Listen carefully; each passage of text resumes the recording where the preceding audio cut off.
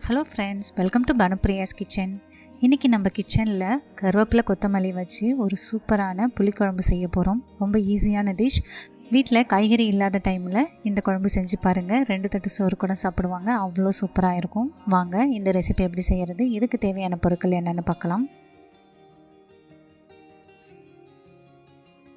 கடாய் சூடானதும் 2 table spoon oil விட்டுக்கோங்க. Oil சூடாகிடுச்சு. இதில் 1 டீஸ்பூன் மிளகு, 1 டீஸ்பூன் சீரகம் சேர்த்துக்கலாம்.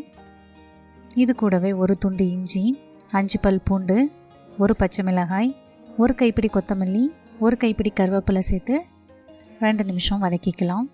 இதில் ஒரு சின்ன எலுமிச்சம்பழ அளவு புளி சேர்த்துக்கலாம். அடுத்ததாக 1 கைப்பிடி அளவு துருவிய தேங்காய் சேர்த்து 1 நிமிஷம் வதக்கிக்கலாம். இப்போது ஸ்டவ்வை ஆஃப் பண்ணிடலாம். ஆறுனதும் இதில் கொஞ்சமாக தண்ணி விட்டு விழுத அரைச்சி வச்சுக்கலாம். அடுத்தது கடாயில் 2 டேபிள் ஸ்பூன் அளவுக்கு ஆயில் விட்டுக்கோங்க. ஆயில் சூடானதும் 1/2 டீஸ்பூன் வெந்தயம், 10 சின்ன வெங்காயம் சேர்த்துக்கோங்க. இது கூடவே ஒரு சின்ன சைஸ் தக்காளி பொடியாக கட் பண்ணி வச்சுருக்கேன். இதை சேர்த்து மிக்ஸ் பண்ணிக்கலாம். தக்காளி நல்லா வதங்கிடுச்சு. இப்போ நம்ம அரைச்சி வச்ச பேஸ்ட்டை சேர்த்துக்கலாம். கொஞ்சமாக தண்ணி விட்டுக்கோங்க.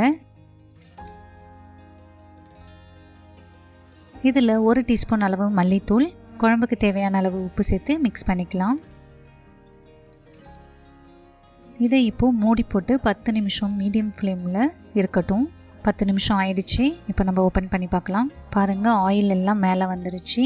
கடைசியாக கொஞ்சமாக கருவேப்பிலை சேர்த்து நம்ம ஸ்டவ் ஆஃப் பண்ணிடலாம். அவ்வளோதான் ஃப்ரெண்ட்ஸ், நம்மளுடைய டேஸ்டியான கருவேப்பிலை கொத்தமல்லி புளிக்குழம்பு ரெடி ஆகிடுச்சு. ரொம்ப சிம்பிளான டிஷ். வீட்டில் சமைக்க காய்கறி இல்லாத டைமில் இந்த ரெசிபியை ட்ரை பண்ணுங்கள். ரொம்ப சூப்பராக இருக்கும். எல்லோரும் ரொம்ப விரும்பி சாப்பிடுவாங்க. இது சாதத்துக்கு மட்டும் இல்லை, இட்லி தோசைக்கும் சூப்பராக இருக்கும். இந்த ரெசிபி உங்களுக்கு பிடிச்சிருந்ததுன்னா லைக் பண்ணுங்கள். உங்கள் ஃப்ரெண்ட்ஸ் அண்ட் ஃபேமிலிக்கு நிறைய ஷேர் பண்ணுங்கள். நீங்கள் இன்னும் பானுப்ரியாஸ் கிச்சனை சப்ஸ்கிரைப் பண்ணலைன்னா சப்ஸ்கிரைப் பண்ணிக்கோங்க. அப்படியே பக்கத்தில் இருக்கிற பெல் ஐக்கானையும் கிளிக் பண்ணிக்கோங்க. அப்போ தான் நான் போகிற ரெசிபிஸ் உங்களுக்கு உடனே வரும். மீண்டும் ஒரு நல்ல ரெசிபியோடு உங்களை வந்து சந்திக்கிறேன். நன்றி, வணக்கம்.